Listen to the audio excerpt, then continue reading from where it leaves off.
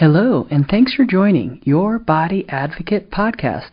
I am Ruth Cummings, your host, and today I'm interviewing my friend Lexi Soulios, who's a therapist and a growth strategist, and we talk about 3 of her 5 orders of systems for families. Today we talk about the order of belonging, precedence, and reciprocity. It's a really fun conversation. I hope you enjoy it. Let's take a deep breath to relax. Ready? All right, here we go. You're listening to Your Body Advocate, telling your body's side of the story. The podcast dedicated to supporting and improving your body-mind connection so you can live a pain-free, passion-filled life, dissolving one body tension at a time. Discover the healing properties of your own body language, and together let's explore ways to support and improve essential self-talk. Now, here's your host, Master of Encouragement and Body-Mind Life Coach, Ruth Cummings. Lexi Soulios is a therapist and growth strategist who helps leaders clear old patterns so they can reach their next level business, relationship, and life goals.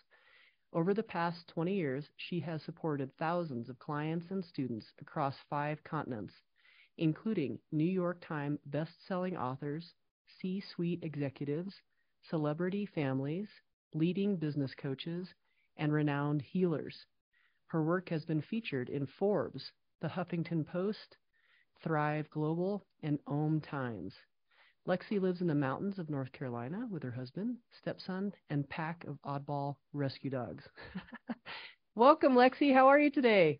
I'm great, Ruth. Thanks for having me. I'm really excited about this conversation. I know. I love what you do, and I know that you can help and bring so much to our listening audience. So, yeah, where would you like to start? We have so much to talk about and so much to start with, so you get to choose. What would you like to talk about today? Well, something that I think could be a really interesting conversation for us to have specifically because of the kind of work that you do as well has to do with structure and flow. So one of the modalities that I use to help my clients is something called family and systemic constellation therapy. And that's a lot of big words to say that we are working with the deeper levels of systems, and particularly family systems. And what we see is that on those deeper levels, so like on the unconscious level of the family system, we see certain phenomena that are present in every single family over and over and over again. And those phenomena indicate certain natural laws that enable love to flow. So there are 3 particular kind of natural laws or orders that we see in the unconscious of family systems that when those are in place and being honored and respected properly, we see that love flows in a family system. Everyone has what they need to thrive. Everyone has a place of belonging. Everyone feels loved and supported in a family. So I'm excited to see how, some of what we see in the family system to do with structure and flow might be similar to the work that you do somatically with your clients and with the structure of the body enabling health and vitality to flow. No, they go together so well. It's interesting you say systems because, like we were talking about earlier, in my opinion, there's systems that we aren't really taught, and we have to learn. But we learn from our parents, and often they weren't taught either. So there's these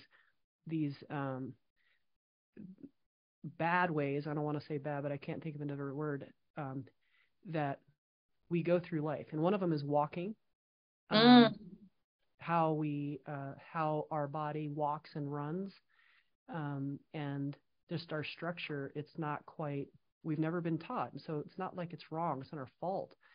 But there's this interesting way that we can learn how to do it wrong, and then we do that way for the rest of our lives. And so as a massage therapist through the years, I have learned that the system of walking, very simple system of walking, could have changed people's pain and suffering if they had learned that earlier. So that's just one system. But let's look at system of communication. system of finances. Kids aren't really taught how to. I'm working with 25-year-olds who have never written a check, for example, or they don't know how to keep a balance of their finances, and just simple things that we're not taught in our society. And I think that having simple systems is huge.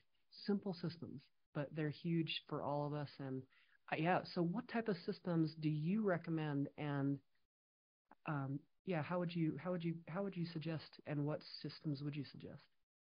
Well, when I use the word systems, what I'm talking about is a group of individuals. And what we see with families is that there is an intelligent field of energy that is containing the entire family system. And we can see that field of energy at work, Ruth, when we're looking at schools of fish or flocks of birds, and they all change direction at the same time, and no one's hitting into each other. And they've done studies to show that those movements of direction change happen so fast, there couldn't possibly be a communication happening in time to tell everyone in that flock or in that school of fish where to go. So they've shown that there's some kind of an intelligent force at work moving them all as one organism. And we see the same kind of thing happening in groups of people. And it's particularly strong in family systems, in groups of people in the same family. And that system includes ancestors. So it can include people, whether we were alive when they were, whether we knew them or not.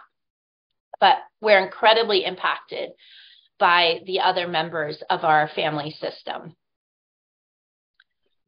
I love that we're going this direction, because I talk about the fish moving at the same time, and how you can't tell, like this one over here and 100 yards away, this one moves at the same time, and it's so amazing. That is, Lexi, how the body works as well, because you can see, I was giving a demonstration just on Thursday in a massage class, and some trauma had happened in the class, and the class was actually canceled. So we were working on just individually, just trying to give them some support. And we were working with one of the students, and he was saying negative things about himself.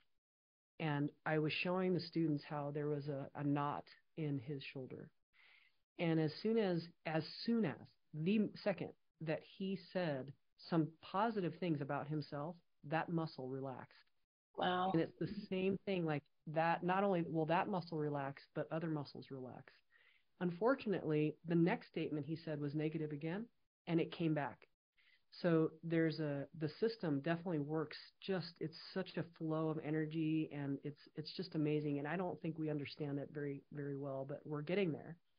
But the good thing to notice, and how people out there can change their lives immediately right now, is by having positive thoughts about themselves, and then that can flow throughout their entire body. Definitely. Yeah, that's beautiful. I love how, what you just shared really illustrates the intelligence in these organic systems, right? It's like he had a positive thought, and the tension was able to go. And when the negativity returned, the intelligence of the body just came online immediately and reflected that thought for him. It's interesting, because I can see now, as we're talking about, like you're talking about family systems, and I'm talking about just one body, but that goes, it definitely is felt energetically throughout a family in this example. But let's say that you so the body, so he has a good thought, and the body relaxes for that 10-second period. And then when he has a negative thought, the protective armor comes back. And I see that, and I would love your take on this, that there are people who, in a family setting, who protect the family. And I think there's also different parts of our own body that protects the family, or like our family as a body and our family as a whole.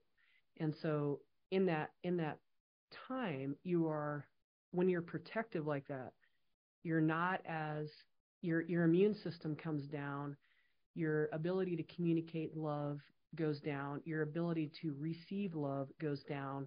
And so there's the system of just staying as protected as possible, but it's not as free and flowing as we want it to be, because we could access such power and such compassion for each other, that's so easy to communicate and share if our defenses are down. But all of us are in this defensive mode because of our society and things that we've gone through as children, and what our ancestors have gone through, and what we learn through our generations. And then, so I think both of us were on a mission to really support us to be somatically calm, but energetically strong. And if you can find the middle ground of allowing your body to relax, but still be as strong as possible without going like this.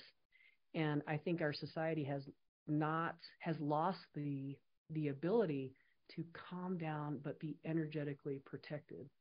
What say you about that? Yeah, definitely.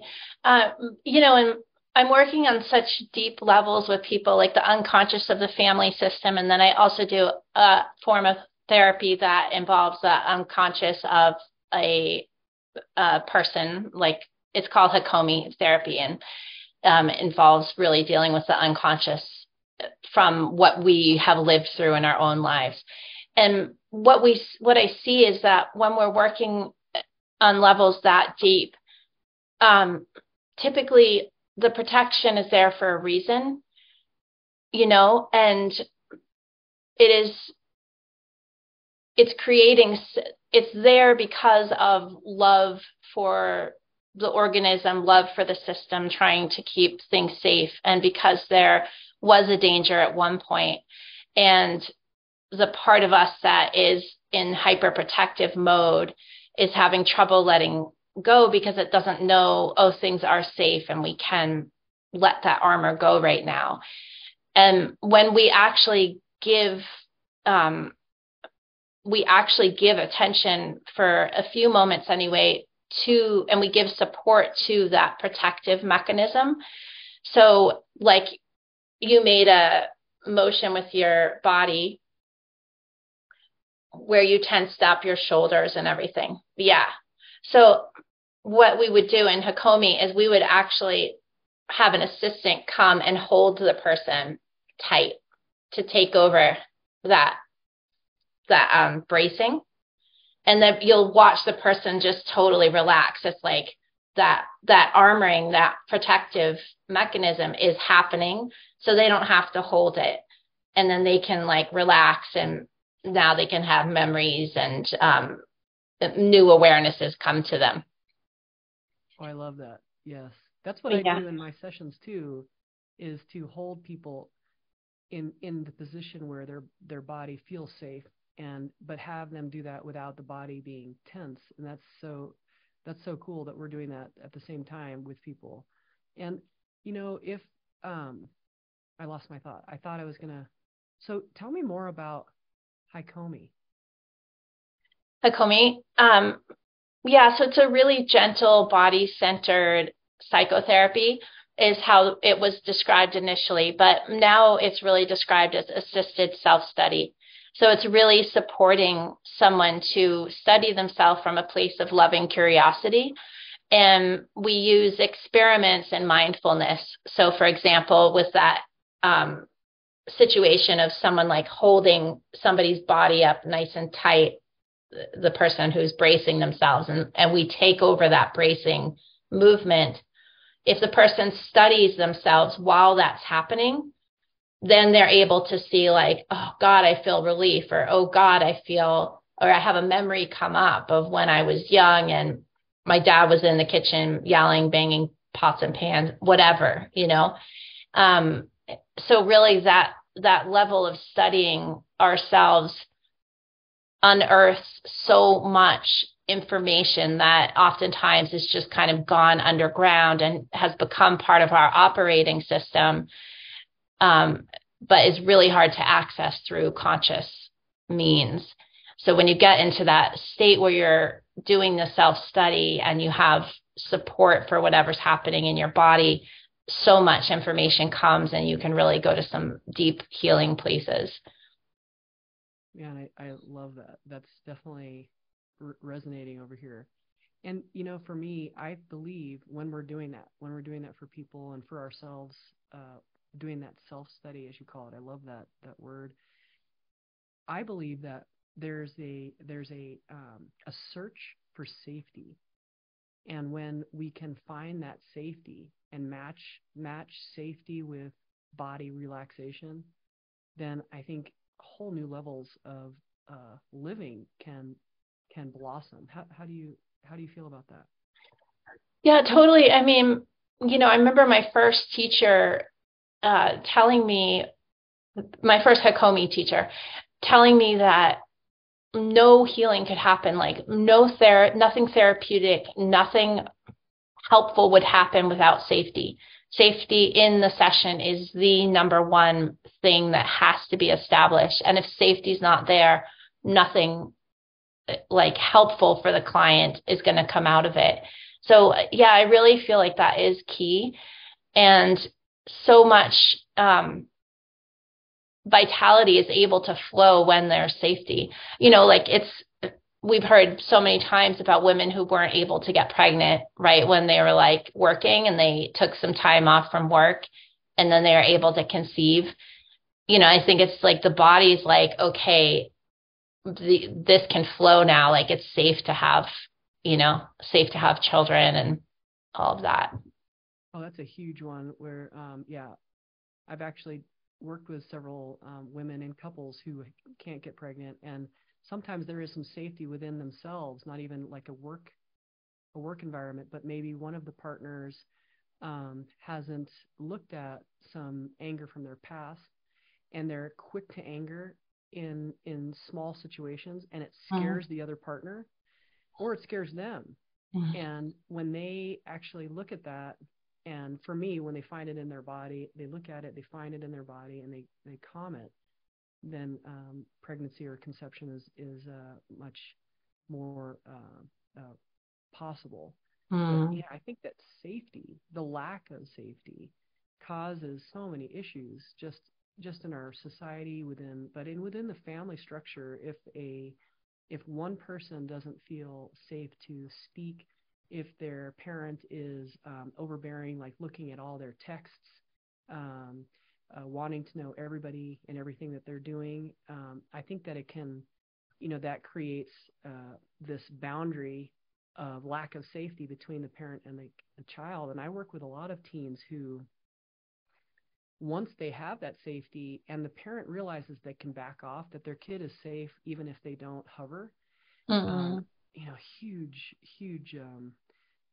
changes can be made, and more deeper relationships can be found. And I find the same thing with teams in leadership, in company leadership, that a lot of the lack of communication, lack of trust, and the lack of being able to come together as a partnership, or as creating these alliances within a high level leadership, happens because of these misunderstandings. And then when they actually look at it, that they can change the whole dynamic of an entire company by one or two or three leaders actually trusting each other. And those are so cool to watch that evolve. And it can evolve so quickly, like once you tap the one reason maybe that they're not communicating, and both sides recognize their responsibility in that lack of trust for each other and why it happened and how they can start from right now, then forgiveness happens very quickly, and all of a sudden it's some amazing changes can happen within a company. And that's like the energy that happens. Just all of a sudden there's trust. All of a sudden it's like, wow, how did that happen? And it truly is, if the leaders of a family and leaders of a corporation show trust in themselves and in one other person. Same with one of my favorite trust conversations is one of my football players I worked with who was having a hard time getting his team to just work together. And he started touching everyone on the shoulder and saying, "Hey, I trust you, man." And it's the cutest story because I said, "They're going to look at you weird." And they did. They were like, "All right." But within 2 weeks, they were all touching each other on the pads and saying, "I trust you, man. I trust you, man. I trust you too."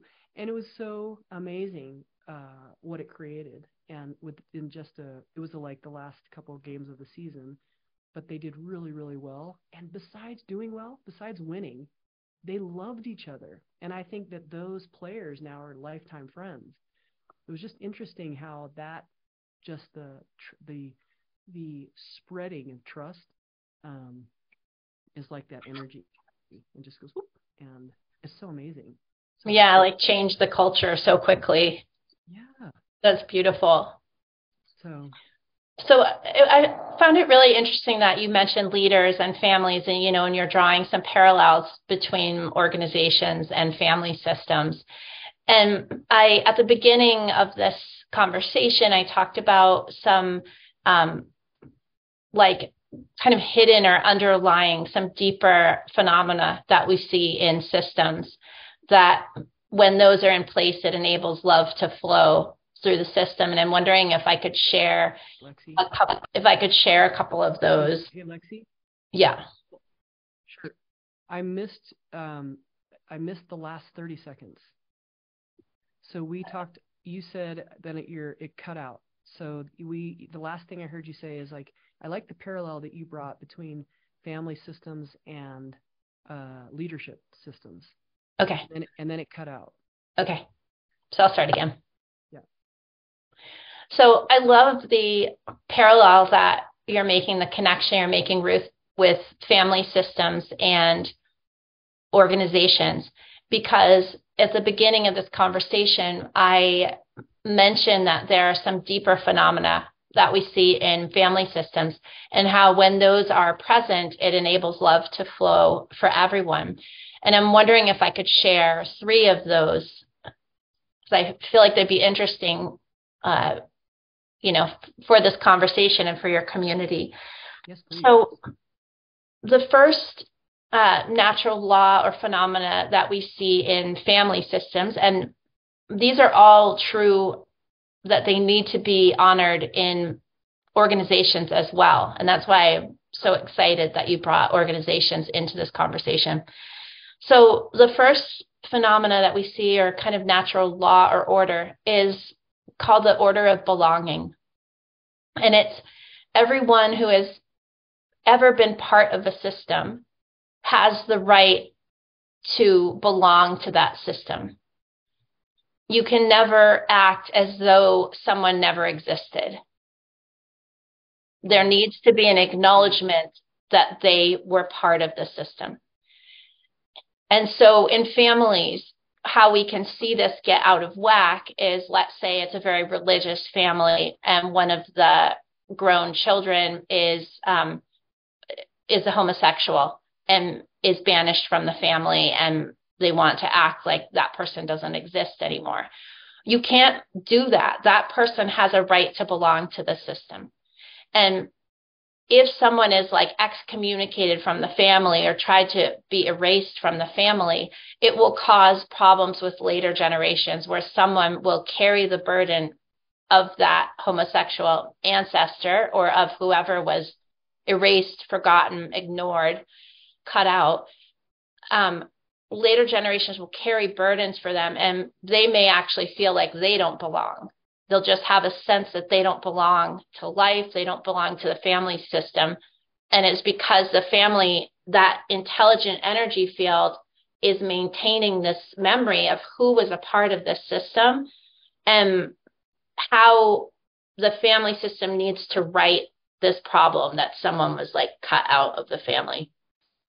This is fascinating, Lexi, because the word belonging in what I do is if someone doesn't feel like they belong or any belonging, that's actually a word in my stuff that I use. Their low back could hurt. their sacrum could have issues. They might have painful periods. They might have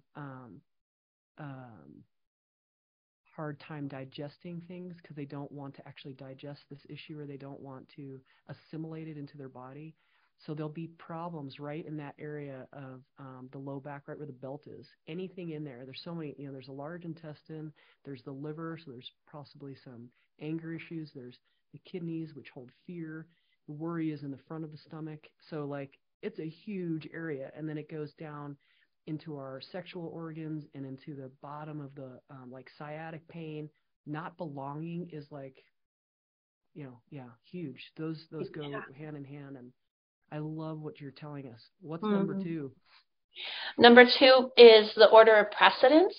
So there needs to be an acknowledgement of who came into the system first. So, for example, if you have two parents and children, the parents get a divorce, say, and then one of the parent remarries. Well, the new spouse and the parent who remarried can't act as though the previous spouse never existed. There needs to be an acknowledgement that she or he came first, that they were the first love or the first spouse and the parent of the children. You can't just act like, the people that come into the system later were there first. And so it's similar in companies where you'll have people come in and there can be very judgmental of the previous leadership and not honor, okay, maybe I do things differently than the previous leadership, but this leadership was here first, and so I need to honor that they were here before me. And it can be really simple. It's just an acknowledgement of precedence. It's the same with parents coming into a system before the children. And so what creates good health in a family system is when the parents tend to their relationship dynamic before their relationship dynamic with the children. You'll hear about parents, like moms especially, just suddenly kind of connecting with their children and forgetting about their husband. And, for a little while right after the child's born, those kinds of things are, hormonally kind of wired in, and it's understandable. But if that goes on too long, the husband and wife, the parents are going to start really struggling because they're not attending to their dynamic first. So there needs to be an acknowledgement of who came into the system first and tending to those relationships. Wow, that's so important. I think we know that's important, but I'm loving hearing this in this order of natural law. So that would be, for me, that would be in communications, so their neck. And then I would say that would be the power area, which is right under the rib cage. And it fits in the same area. So like that could cause issues there in their body. Someone is too powerful. They usually have pain in the middle of their back, and they're also not communicating. So they could be either have neck pain, and that neck pain causes like headache, jaw pain, sinus headaches, migraines, all kinds of issues that the neck can cause when they're not communicating. And so this is fascinating, Lexi. I love how this goes together. And the natural law, we don't pay attention to the natural law sometimes. We like it to go away, like it doesn't matter to me. It doesn't apply to our family. And that's an interesting... and our society doesn't really support us with that at all. We're such a melting pot, especially in the United States. We're such a melting pot, and we don't have a lot of customs to honor our elders, to really maintain good health in our systems, in our structures. So it's interesting. So some more, what are some traditions that you would recommend that could help honor our elders? Well, there are certain rituals that we'll suggest in family and systemic constellation therapy. One of them is bow to your parents and to your elders. So, in the Bible, it's honor their mother and father. And there's a lot of wisdom and health in that. And so honoring your mother and father, how we see it, is not about saying, hey, you're narcissistic and toxic and abusive. Let me get real close to you and take all that on and be your punching bag. It's not about that. It's actually like, we can take distance if we need to from our parents, but it's being able to look at the truth of how our life comes to us.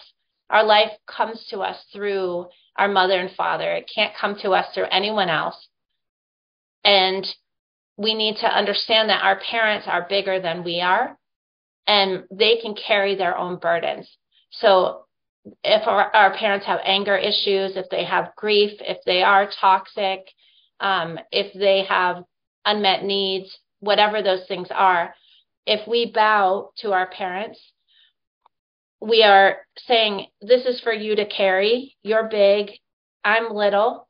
I'm just putting myself in the river of life so that I can receive life force. I can receive belonging. I can receive love. I can receive prosperity. I can receive the essential energies that come from source down the family line through you to me. But I can't carry the bigger burdens that are yours to shoulder. Wow, that's amazing. My family, we do honor our parents, and we have them around quite a bit. But my kids have been complaining that we don't have rituals and traditions based on that, or really honoring that. And so I'm gonna implement some right now and see how we can really, because it's really important, I think, not just and what do you say about this, Lexi? Like, what if it's not like our parents, but still they're honoring in our life, they're maybe teachers or they're godparents or neighbors or somehow important, adults, important mentors. How do we honor them in the same way? Well, it's not the same way because it's not as deep, but we do honor them. We can bow to them with respect. And when I say bow and I talk about the ritual of bowing, that is a ritual that we do a lot in this particular kind of work. Like, we actually physically bow. But the word bow can also be sorry, was there a problem with the audio? No, well, I keep getting notifications and I haven't turned those off, and I really don't know how. So I'm just laughing at myself that I can't turn it off right now, and it's dinging in my ear. I'm sorry I won't make a face. I'm just slapping myself for not having turned that off, and I don't know how. Do you know how? I don't know. It depends what kind of computer you're on and what notifications and everything. If they're Chrome or computer ones or. Right. There it goes again. Can you hear that? No. Okay, good. Okay. I thought it was bothering you, but if you can't hear it, we're good. No, I can't hear it. Okay, I'll take that off.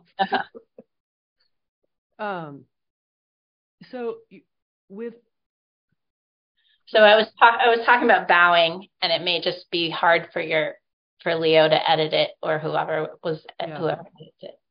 So talk about traditions, about maybe how to bowing. You're saying physically to bow, like even to mentors or to parents, but how is that involved with like daily living? Can we bow without bowing?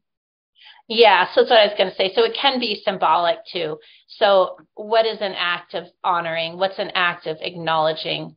So really acknowledging not only the presence of our mentors or our elders in our life, but also acknowledging how that they've impacted us. So the impact that they've had on us is, very healing. It's very bonding. It's really putting things in their proper order and helping everyone to feel their value in the system. So if you're just doing acknowledgement and it's not a bow, is it just actually word of acknowledgement, or how does one create that honor? It could be a quick note, right? Just a note that you send to them. It could be putting something of them on your mantle, or if you have an altar, on your altar. It could be just acknowledging them when you're with them, saying, you know, you were the first person that told me I could do that. And I wanted you to know how much that meant to me, Nice. you know? Okay. So, those are great. yeah. And if there's someone in our life that we love who suffered, we can tell them, in honor of what you went through, I'm going to do something special. I'm going to do something special in honor of you and in honor of what you went through. And that can help them feel like what they went through isn't in vain. It's not causing more suffering down the line for you and your children, but it's actually creating something positive moving forward. That is very interesting. So if someone has a family with a homosexual kid, and so they are, if a parent is having trouble assimilating or accepting their child, but they're ready to acknowledge energetically, perhaps, or just they're starting the process of acknowledgement, do they have to do it to the person? Can they do it just generally and like in a prayer, or you know what I mean? Like how can they start that? I hear this conversation, you know, that there's a break in the family because of something like that. And not just that, you know, maybe there's an abusive person and they don't want to, and there's this break where you know, you're abusive, so you have to stay over here, or you're, you know, whatever the, you know, the something that they're shaming this person for. But then they're like, okay, I love you again, or I want to start accepting you again into the family. How does that what's the beginning steps for that? Yeah, well, it's real different for abuse versus if someone's homosexual or someone has a lifestyle choice you don't agree with, or that kind of thing, right? So like if religion, you're a parent, you know, I'm sorry to interrupt you, but for like religion, or okay, so not going to church anymore, and then the parents do go to church. That's very common right now. And you have so how do you do this again? Sorry to interrupt. Yeah, well, really, it is the parent's job to kind of work things out, you know, work out their ability to. So it starts with them, correct? It really does.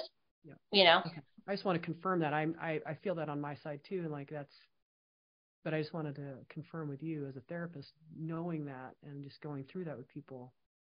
It is prevalent in our society at the moment. So how do we create love and kindness through this painful, but doesn't need to be painful, type of situation? I mean, that is just with differences of opinions, but like if someone is abusive, I totally agree, or if that's very, very different. And but in the case of just having different opinions, even political opinions, people are like, entire families are like split. It's like, what? Or so to bring that together, the parent needs to begin the healing process. It's what I've seen as phenomena. What I've seen is that the children can love their parent unconditionally, but they can't. The parent just innately has more power in the family system because parents are big and children are small. Parents came into the system first, and they're larger than their children, which actually brings me to the third phenomena that I wanted to share today, or the third natural law, or we call them orders, which has to do with reciprocity. And so typically in relationships, we see there's a sacred reciprocity, right? Where you and I are friends, Ruth, you give something to me, I need to give something back to you. And on we go like that, giving to one another, and it creates a healthy flow. It increases our bond, our trust, all of that. Well, in family systems, parents are giving so much to their children. Children can't possibly give back to their parents what's been given to them. So the way reciprocity works in family systems is that parents give to their children, children take, and then those children grow up and give to their children. I see. And then their children grow up and give to the next generation. And so that's how we see reciprocity flowing properly in the family system dynamic. And inherent in that is this understanding that parents are big and children are small. And so what we see is that life force flows to us from source like a river flows down a mountain, because every ancestor is larger than their children, right? So it creates this mountain. And so it's like life force is flowing from source down that mountain through our parents to us and to our children. And so when we are talking about things like where the parent isn't accepting the children, parents need to be able to be big enough to carry what's theirs, to carry their own prejudices, to carry their own healing work that they have to do without putting that on the children. And we see that, or the terminology that we use in this work in family and systemic constellation therapy is that our elders are always greater than us. Our ancestors are always greater than us. And so if you think of the word great meaning big, you know, they were able to give birth to us. We couldn't give birth to ourselves. They're bigger than us. They're greater than us.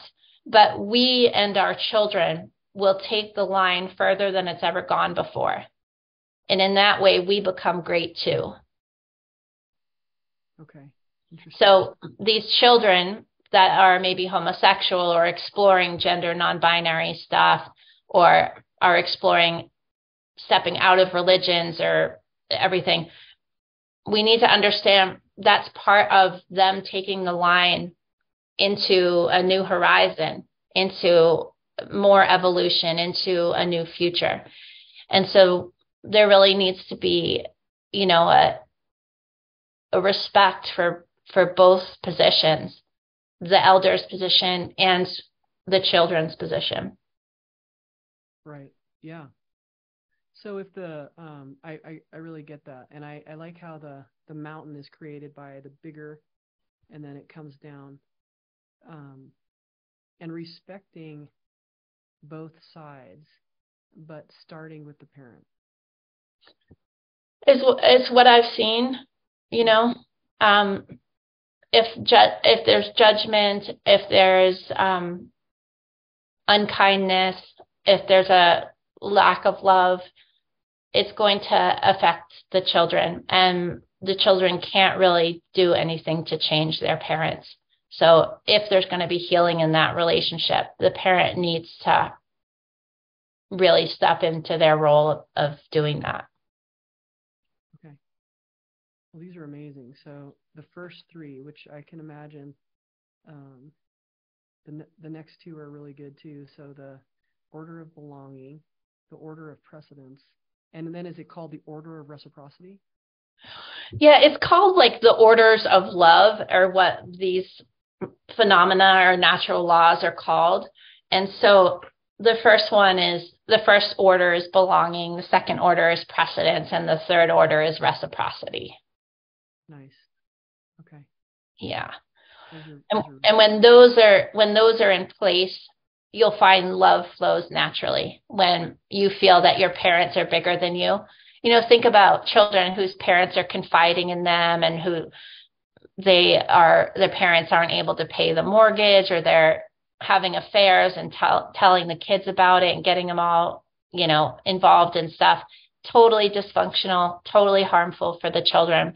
So change that and see parents who are self-responsible, keeping their private matters to themselves. They're getting their own therapy work. They're getting their own support systems to deal with their personal stuff. Then the children are free to just be children, you know, and they can move along healthy developmental lines until they're grown up, and then do the same for the next generation. So what we see is when these orders are in place, that love tends to flow effortlessly. People tend to feel healthy. You know, similar, I guess, to how you were talking about like walking and stuff. And I imagine how the skeletal system and the muscular system, when that structure is properly in place, it supports the health of the system, and energy through the meridians, the blood flow, all of that. Exactly. It's interesting because, I would call it alignment. Love that. If you have alignment like that, and then you have alignment through the natural laws and natural orders, you're going to be really powerful and flow really well and communicate really well and influence really effectively. And it's interesting because the blocks of money, money coming to us as an energy, or it can be stopped by any of these. And also our relationship with God, like that can also be stopped by any of these steps that are not in line, not aligned, not flowing well. And so we can feel stuck and kind of like we don't know our purpose, or we don't feel deserving if some of these are blocked. And I think that what you just mentioned, this really helps me because I can pinpoint several people who have explained one of these three not being in line, and then their body won't heal, and like simple injuries, an elbow injury, a neck injury, but that it's chronic after a while. And they've tried everything with the Western medicine style of helping the body, which is amazing, but sometimes it misses the point, or it misses the mark. Mm-hmm. And then the person is left with how to support, how to heal. And I think these are amazing. Like they can really help people maybe understand, like self-study, and say, oh wait, maybe that would be better if I didn't tell my kids all my problems. Maybe we'd have a better relationship, or they would feel stronger. Maybe if I could, whatever it is. So there's a lot of ways that we can get in line with these orders, and also your body, like learning to walk. If you go to a physical therapist or a personal trainer or someone who can teach you that, there's gait therapists that teach you how to just have your, healed toe. And there's some of us that don't, that's a very basic example, but it's a huge example because we all walk. Most, 99% of us walk every day. And if we're lucky enough, right, to walk, to be able to walk. And it's very important. So it's interesting how these basics of being a human are very challenging. They're very challenging. And I wish a lot of this was in kindergarten, or grade school. At least we learned how to, like, I was, at like a Southwest flight. You line up, what number are you? It always feels like I'm in kindergarten. Like, number 22. Okay, I'm number 23, so I'm behind you. It's very simple, but it makes life flow easier. And so that's another simple example, but it's really important. So I love these orders, Lexi. Very amazing. Anything else you want to share with us today? Just, these are really deep, concepts and deep things to work with. And I'm saying them like, it's just a quick thing, and it can come out like, kind of like a judgmental morality thing. And it's really not. And, so I invite, any listeners, if they've heard something that is triggering, about parents being big and children being small, or, those kinds of things, to reach out to me. Happy to talk to anyone about it, help them kind of understand how it may or may not apply to them. Well said. And also just to, kind of an invitation for everyone to take what you've heard today and see how it can be helpful for your life. And if it doesn't feel helpful, just let it drop away, because like I said, these are kind of deeper concepts. And if we were working together, or, we were all together in a workshop, I could show and point out things that would enable you to see this kind of stuff in action. And so because we're not able to do that, we're just having a short conversation. If anything feels like a moral judgment, to just let it, that's not helpful. Just kind of let it disappear from your mind. But hopefully you can connect with the truth of the way some of these might be moving in your your own system and in your own life. No, well said. I mean, these are deep concepts, and I wish we had more open conversations as a society where we could, I like how Crocodile Dundee says to talk to your mates. Long ago, but if I'm sure some of you have never seen that, but it's just a cute, just to talk to our friends. And sometimes it's not it's not a safe space. So I wish that we had more safe spaces in our friendships and in our families to have deep discussions. But that's why we're here, Lexi, because it's not easy, and these things can trigger a lot of a lot of things in a lot of us. And I too am here to support. And so how do we get a hold of you if they do want to communicate with you or learn more or find out more how to work with you? How do they do that? So you can come to my website, lexisoulios.com, or my Instagram account, which is at lexi.soulios. Okay, great. Now we're going to have all of these in our show notes. Could you spell Lexi Soulios for people if they can't get to the show notes, please? Sure. So Lexi is Lexi, and Soulios is soul, so SOUL, and then IOS, SOULIOS. Perfect. I have one more question for our short conversation today, and that is, can we do this again? Will you meet me again? Yes, absolutely. I'd love to. Yeah. I so respect you. And, I could see the impacts of you. You were working with people at the conference that we were at, and everyone was raving about your work. And, I could see the impact you were having on them. So it's an honor to be able to connect with you here and have this kind of a conversation together. Oh, thank you. Thank you for saying that, Lexi. And also, I feel like we've unpacked about one of many, many boxes that we could talk about, and it's so fascinating. I'd like to see how we can help more people and talk about more things that are really interesting that people may not have ever considered. So it's just an honor to have you here, and I can't wait to have you here again. Thank you so much, Ruth. Same. So glad to be here. Yes. All right, everybody. Thank you so much for being here, and we will see you next time.